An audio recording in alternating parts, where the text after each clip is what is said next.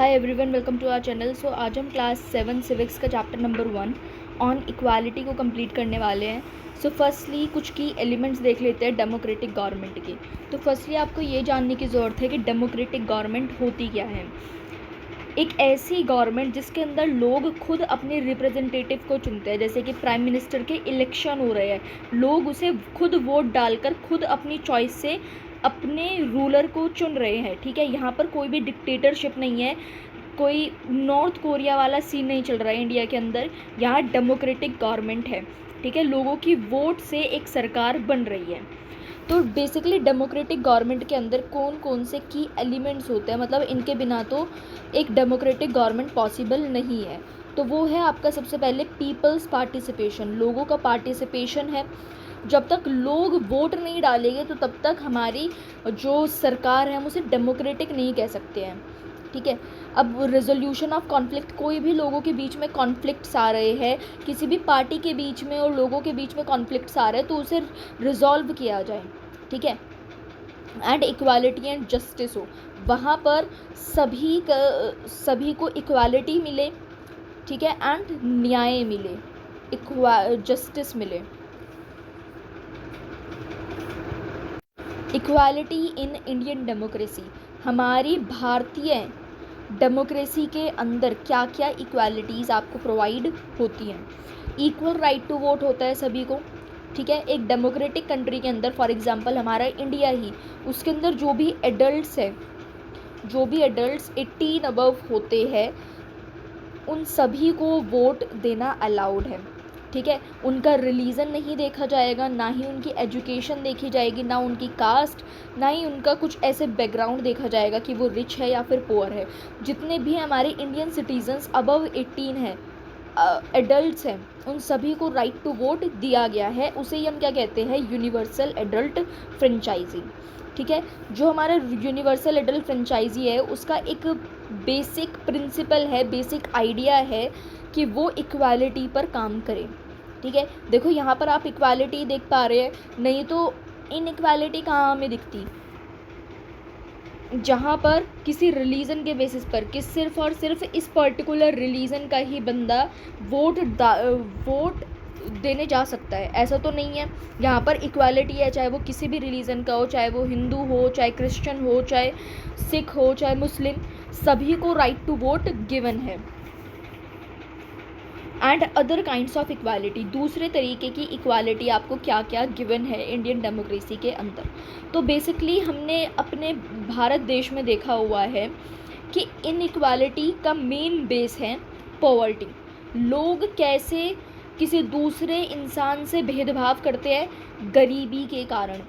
ठीक है, कोई रिच इंसान है तो वो ज़्यादा बनकर दिखाएगा पुअर पर्सन से। ठीक है, तो मतलब पॉवर्टी हमें मेजर बेस दिखता है हमारी इंडिया की इक्वालिटी, इन इक्वालिटी के अंदर। ठीक है, पॉवर्टी के अलावा जो इंडियन पीपल है वो अलग अलग तरीके से भी इनइक्वालिटी को फेस कर रहे हैं। फॉर एग्जांपल हमारी जो कंट्री है उसके अंदर दलित्स एक कम्युनिटी है। ठीक है, वो एक लोअर कास्ट के लोग हैं, तो उनके साथ बहुत ज़्यादा भेदभाव करा जाता है। पुराने टाइम में उन्हें अनटचेबल्स घोषित कर दिया गया था। अनटचेबल्स कौन होते हैं, छुआछूत, मतलब कि इन्हें हाथ नहीं लगाना, ये बहुत ही गंदे लोग हैं, कुछ इस तरीके से उन्हें अनटचेबल कहा गया था दलित लोगों को। तो देखो यहाँ पर गरीबी का कुछ कारण नहीं है, इनफैक्ट उन्हें एक अलग ही कैटेगरी के अंदर उन लोगों को डाल दिया गया है। तो कास्ट भी एक बहुत मेजर फॉर्म हमें दिखती है कि हमारे इंडिया के अंदर यहाँ पर इनइक्वालिटी लोग फेस कर रहे हैं। ठीक है, दलित कम्युनिटी क्या आप लिख सकते हैं, एंड ये आपके 1 मार्क में आ सकता है एग्जाम में कि दलित का मतलब क्या है, what do you mean by the term Dalit.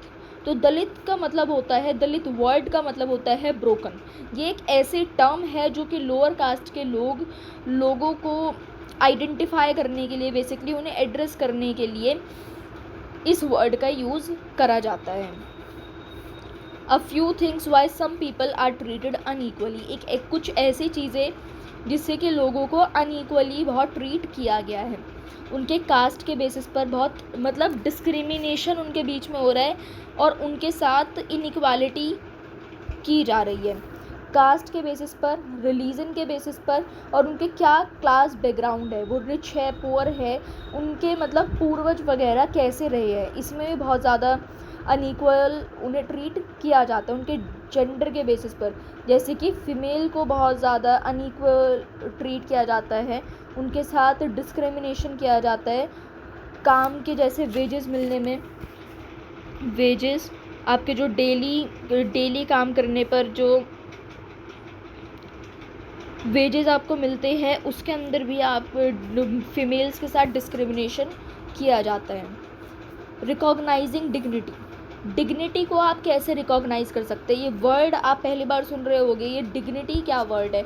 Dignity का मतलब होता है मान सम्मान। आप अपने मान सम्मान को किस तरीके से रिकॉग्नाइज कर सकते हो। देखो, जब भी लोगों को अनइक्वली ट्रीट करते हैं, इसका मतलब है कि उनकी जो मान सम्मान है, उनकी जो इज्जत है, उसे वायलेट किया जा रहा है डायरेक्टली और इनडायरेक्टली। ठीक है, मतलब लोगों के साथ अगर हम भेदभाव कर रहे हैं, इट मीन्स आप उनके मान सम्मान को ठेस पहुंचा रहे हैं। ठीक है, तो this is the term recognising dignity. अब इक्वालिटी इन इंडियन डेमोक्रेसी, हमारी इंडियन डेमोक्रेसी के अंदर किस तरीके से इनको इक्वालिटी दी गई है, मतलब हमारा जो संविधान है वो कैसे बता रहा है कि आप जितने भी भारतीय जनता है वो सब इक्वालिटी उन्हें दी गई है, समानता दी गई है। तो देखो, हमारा जो भारतीय संविधान है उसके अंदर लिखा हुआ है कि हर एक इंसान बराबर है। ऐसा नहीं है कि कोई प्राइम मिनिस्टर बहुत बड़ा आदमी है और कोई छोटा सा एक वर्कर है, कोई बैंक में काम कर रहा है तो वो बहुत उसकी वैल्यू कम हो गई, ऐसा कुछ भी नहीं है। जितने भी इंडियन सिटीज़न है वो सारे इक्वल हो गए। ठीक है, and this is not to say that inequality ceases to exist, और ऐसा बिल्कुल भी कहने को नहीं है कि इनइक्वालिटी रहनी चाहिए लोगों के बीच में, वो रहनी चाहिए। इट मीन्स मतलब हमारी इंडियन डेमोक्रेसी ये चाहती है कि जब हमने कह दिया है कि लोग सारे बराबर हैं, ऐसा कोई भी डिस्क्रिमिनेशन ना हो, तो फिर नहीं होना चाहिए। लोगों को भी अपने अंदर ये चीज़ें जागरूक होना चाहिए कि कोई भी इंसान अनटचेबल नहीं होता है। ठीक है, they all have the same category of blood, सभी का खून रेड है, किसी का ब्लू नहीं है, किसी का ग्रीन नहीं है, तो इक्वालिटी सभी को लानी है। ठीक है, but at least in democratic India the principle of the equality of all person is recognised. लेकिन एटलीस्ट हमारे डेमोक्रेटिक इंडिया के अंदर जो इक्वालिटी का जो ये प्रिंसिपल है सभी लोगों के लिए रिकॉग्नाइज्ड है। Now there are several laws to see that people are treated with dignity and as equals. अब ये देखा गया है कि कानून के सामने सभी लोगों को बराबर माना गया है, उनकी इज्जत के, उनके डिग्निटी के बेसिस पर भी। मतलब बेसिकली हमारी इंडियन डेमोक्रेसी में क्या लिखा हुआ है, कानून के सामने सब बराबर है। अगर कोई प्रेसिडेंट के खिलाफ भी कोई इंसान केस कर रहा है ना, तो ऐसा नहीं है कि भाई प्रेसिडेंट का केस तो कोई जज ले ही नहीं सकता है, ऐसा नहीं है। इनफैक्ट सारे लोग इक्वल माने जाएंगे कानून के सामने, उनकी वोट भी इनफैक्ट इक्वल मानी जाएगी। कोई अगर चीफ मिनिस्टर या फिर प्राइम मिनिस्टर वोट डालने जा रहा है तो उसकी वैल्यू ज़्यादा नहीं बढ़ जाएगी उसकी वोट की। इनफैक्ट वो एक कोई गरीब व्यक्ति भी अगर वोट डाल रहा होगा उसके बराबर ही उसकी वोट की वैल्यू होगी।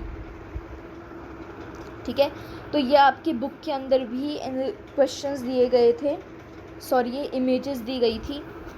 तो यहाँ पर आप ये कुछ फ़ोटोज़ देख रहे हैं। तो ये 1975 के अंदर एक फ़िल्म बनी थी दीवार। इसके अंदर एक लड़का जो है वो जूते साफ़ करने का काम करता है। ठीक है, एंड जो ये जो व्यक्ति देख रहे हो, इसने इसे बहुत ही डिसरिस्पेक्टफुली उसे पैसे फेंक कर दिए थे। ठीक है, अब उसने जूते साफ़ किए तो पैसे तो देने थे, तो इस व्यक्ति ने बहुत ही डिसरिस्पेक्टफुली छोटे बच्चे को पैसे फेंक कर दिए थे। तो उसकी डिग्निटी को बहुत ज़्यादा ठेस पहुंची कि भाई वो तो एक काम ही तो कर रहा है ना, और कोई भी काम छोटा बड़ा नहीं होता है, तो फिर वो उसकी फ़ीस जो है वो उसे रिस्पेक्टफुली उसे दे, कि किसी की भी डिग्निटी को हार्म ना पहुँचे। डिग्निटी से आप वर्ड समझ रहे हैं ना, डिग्निटी का मतलब क्या है? डिग्निटी का मतलब किसी भी इज्जत को, किसी की भी इज्जत को, किसी की भी मान सम्मान को ठेस ना पहुँचे। ठीक है, ये है हमारा इंडियन पार्लियामेंट। ठीक है, हमारे इंडियन पार्लियामेंट को corner stone of the democracy कहा जाता है। या आपको फिल इन द ब्लैंक्स में आ सकता है, वो दे सकते हैं आपकी teacher, the parliament is the dash is the cornerstone of our democracy. तो जो ये डैश वर्ड है ना, इसमें आप पार्लियामेंट लिख कर आएंगे।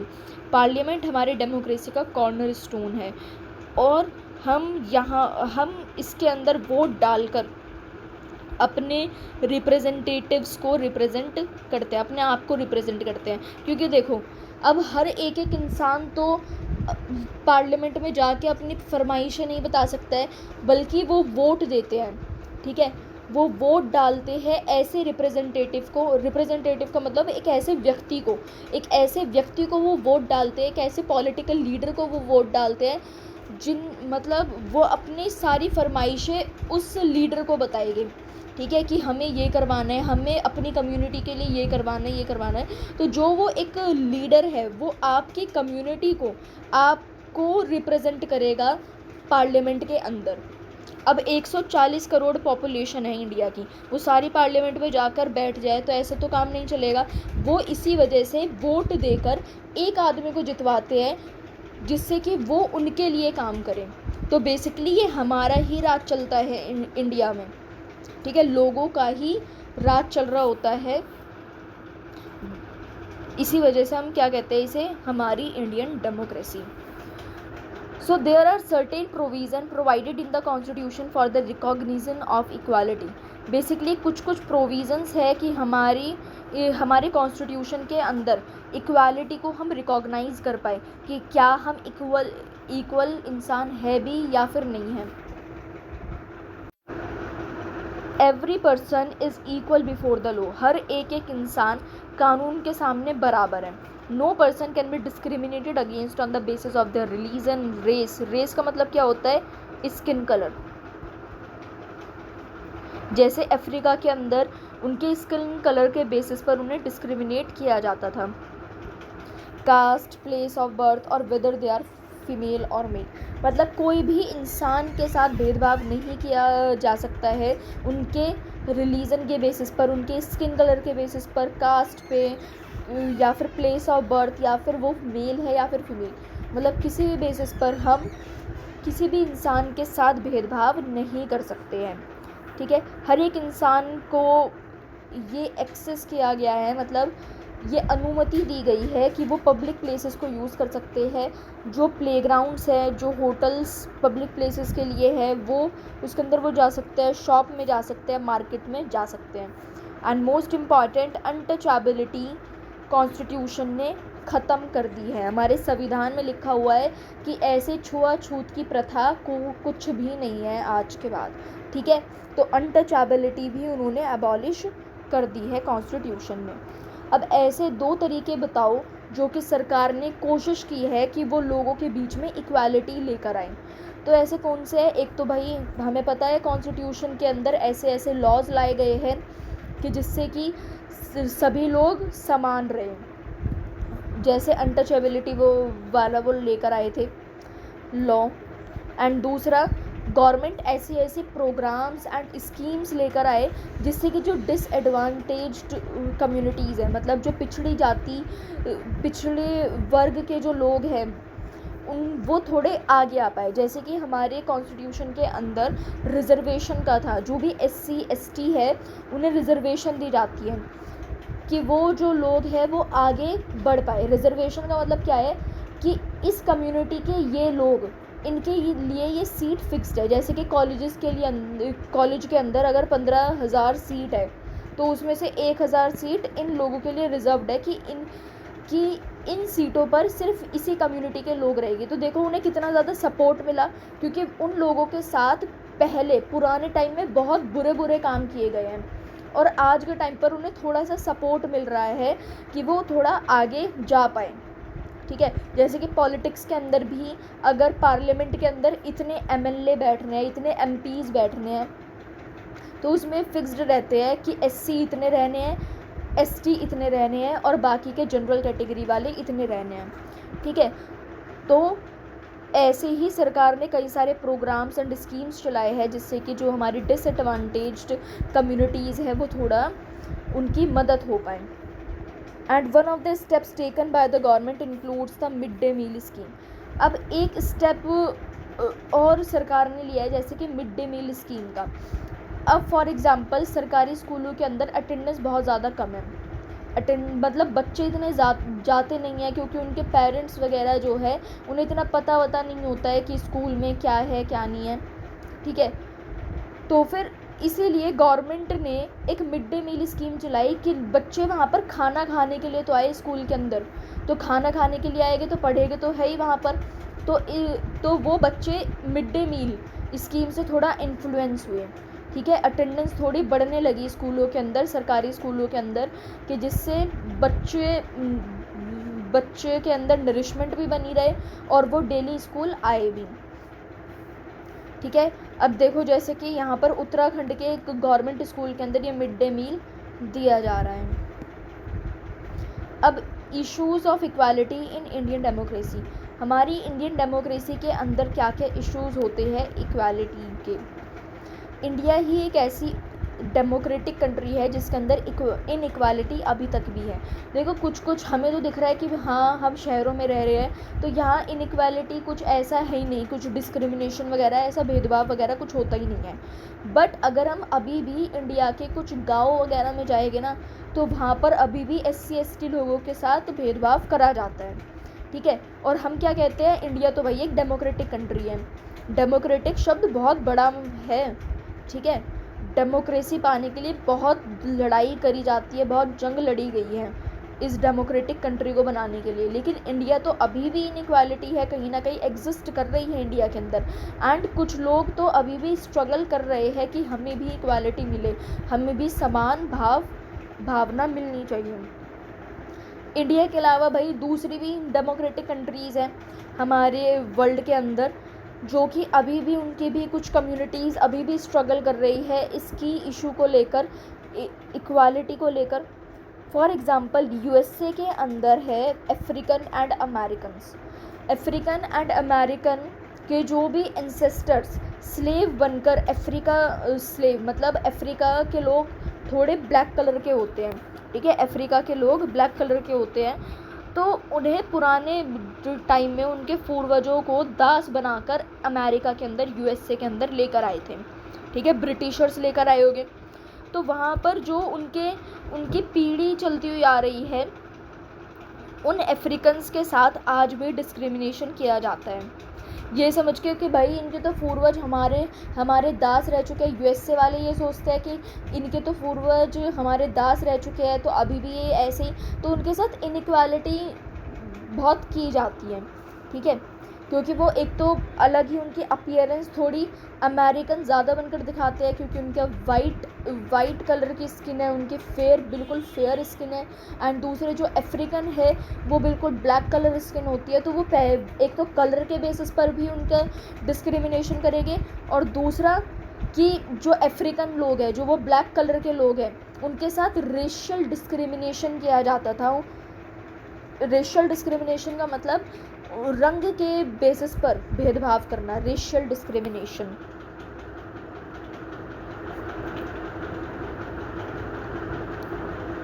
ठीक है, तो ये डिस्क्रिमिनेशन इस डिस्क्रिमिनेशन को मतलब ये ना हो इसके लिए कई सारे मूवमेंट्स भी चलाए गए।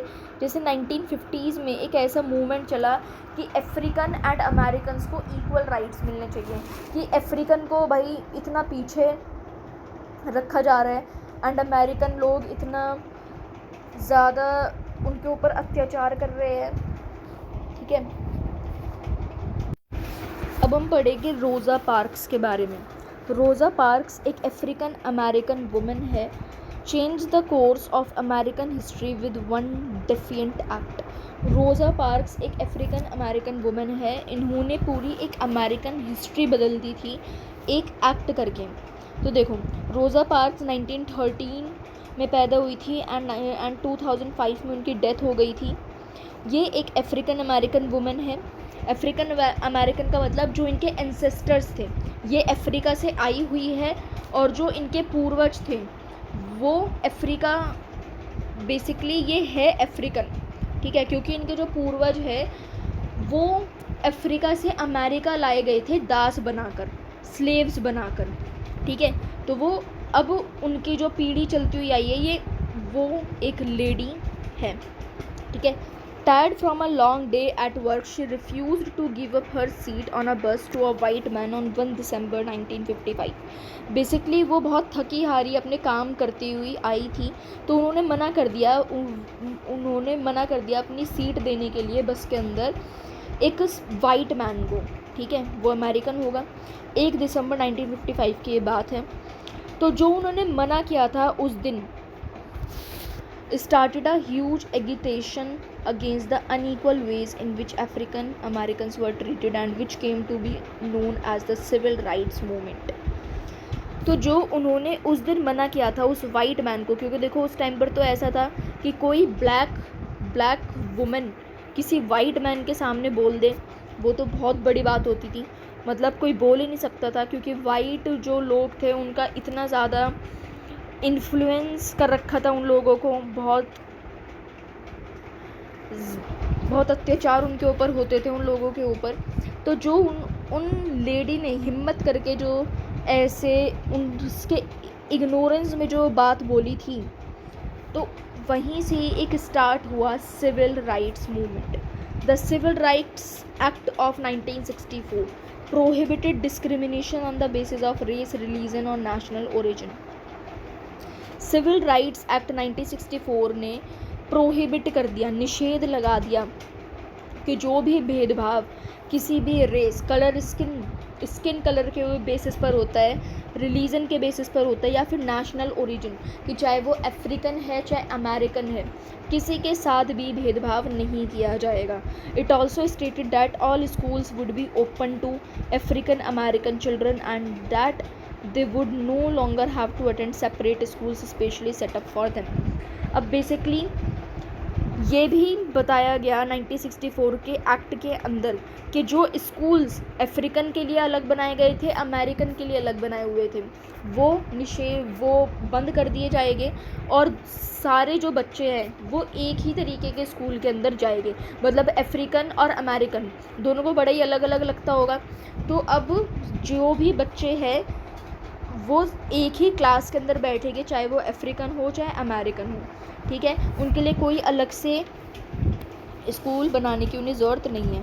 मतलब कैसे भी टाइप का बच्चा, किसी भी, चाहे किसी भी रिलीजन का हो, चाहे कोई भी उसका स्किन कलर है, चाहे किसी भी देश से वो आया है, उनके लिए एक सेम स्कूल बनाया जाएगा।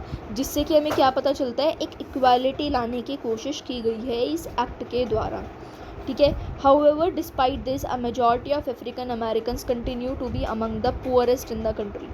अब हम हाउएवर, हालांकि जो अफ्रीकन अमेरिकन जो ये लोग थे वो कंट्री में सबसे गरीब थे, तब भी फिर भी most African American children can only afford to attend government schools that have fewer facilities and poorly qualified teachers as compared to white students who either go to private schools or live in areas where the government schools are as highly rated as private schools. तो basically देखो, जो African American, ये तो आपको term पता चल गई ना, अफ्रीकन अमेरिकन क्या है। अफ्रीकन अमेरिकन उन लोगों के लिए यूज़ किया गया है जिनके पूर्वज अफ्रीका से लाए गए थे दास बनाकर यूएसए के अंदर। तो वो जब उनके बच्चे वहीं पर रहने लगे तो उन्हें अफ्रीकन अमेरिकन कहा जाने लगा, ठीक है। तो जो अफ्रीकन अमेरिकन थे वो बहुत सबसे ज़्यादा गरीब थे यूएसए के अंदर, उस कंट्री के अंदर। वहाँ पर ये एक्ट भी लिया है, चलो उन्हें इक्वालिटी भी मिल गई, लेकिन उनके पास पैसा नहीं था कि वो अपने बच्चों को प्राइवेट स्कूल के अंदर, एक अच्छे स्कूल के अंदर पढ़ा पाए। क्योंकि देखो वो गवर्नमेंट स्कूल ही अफोर्ड कर पा रहे थे, जो अफ्रीकन अमेरिकन बच्चे, जो अफ्रीकन अमेरिकन लोग थे वो अपने बच्चों को सिर्फ गवर्नमेंट स्कूल में भेज पा रहे थे, जिसके अंदर बहुत ही पुअर क्वालिटीज़ थी पढ़ाई की। वहाँ पर टीचर्स भी क्वालिफाइड नहीं थी और बहुत ही फ्यूअर फैसिलिटीज़ वहाँ पर थी। और वहीं वाइट स्टूडेंट्स जो थे, जो गोरे लोग थे, जो वाइट स्टूडेंट्स थे वो या तो प्राइवेट स्कूल में पढ़ते थे, ठीक है, क्योंकि वो तो अमीर थे, उनके पास तो पैसा था, वो तो प्राइवेट स्कूल में पढ़ेंगे, वो प्राइवेट स्कूल में पढ़ते थे और ऐसे एरियाज़ के अंदर रहते थे, देखो या तो प्राइवेट में पढ़ते थे या फिर गवर्नमेंट में, और गवर्नमेंट में भी उसमें पढ़ते थे जो गवर्नमेंट स्कूल अलग ही उसका नाम था बिल्कुल, ठीक है। तो ऐसे वो एरियाज़ के अंदर पढ़ा करते थे। इस तरीके का बहुत ही डिस्क्रिमिनेशन अफ्रीकन अमेरिकन को झेलना पड़ा है। सो जो ये सिविल राइट्स एक्ट 1964 है, prohibited discrimination on the basis of race, religion or national origin. It was also stated that all schools would be open to African American children and that they would no longer have to attend separate schools specially set up for them. यही same चीज़ पहले पीछे लिखी हुई थी। अब challenge of democracy, democracy क्या challenge है। No country can be described as being completely democratic, किसी भी कंट्री को कम्प्लीटली डेमोक्रेटिक नहीं कहा गया है। देयर आर ऑलवेज कम्युनिटीज़, यहाँ पर हमेशा कम्युनिटीज़ है, and individuals trying to expand the idea of democracy, यहाँ पर हमेशा कम्युनिटीज़ है और इंडिविजुअल्स है जो कि आइडिया ऑफ डेमोक्रेसी को एक्सपैंड करना चाहते हैं, बढ़ाना चाहते हैं, and push for a greater recognition of equality on existing as well as new issues. Central to this is the struggle for the recognition of all persons as equal and for their dignity to be maintain. जो ये central basically इसका democratic government का एक idea है कि सारे लोग equally treat करे जाए, उनकी डिग्निटी को मेंटेन करके रखा जाए। इस बुक के अंदर आप पढ़ेंगे कि how this issue of equality affects various aspects of our daily lifes in democratic India, कि आप डेमोक्रेटिक इंडिया के अंदर कैसे हमारे डेली लाइफ के एस्पेक्ट्स अफेक्ट होते हैं, ठीक है। As you read these chapters think about whether the equality of all persons and their being able to maintain their dignity is upheld. जैसे जैसे आप आगे चैप्टर पढ़ोगे वहाँ पर आप लोगों की इक्वालिटी के बारे में जानेंगे कि किस तरीके से लोगों ने कितनी कोशिश की है अपनी डिग्निटी को मेंटेन करने के लिए। सो ये कुछ इम्पॉर्टेंट 3 क्वेश्चंस यहाँ पर दिए हुए हैं। What is universal adult franchise, ये आपकी डेफिनेशन लिखी हुई है। What are different types of human rights, economic, social, cultural, civil and political. How many democratic countries are there in the world, 167 democratic countries है पूरे वर्ल्ड के अंदर। So thank you, subscribe for more, like the video and comment down.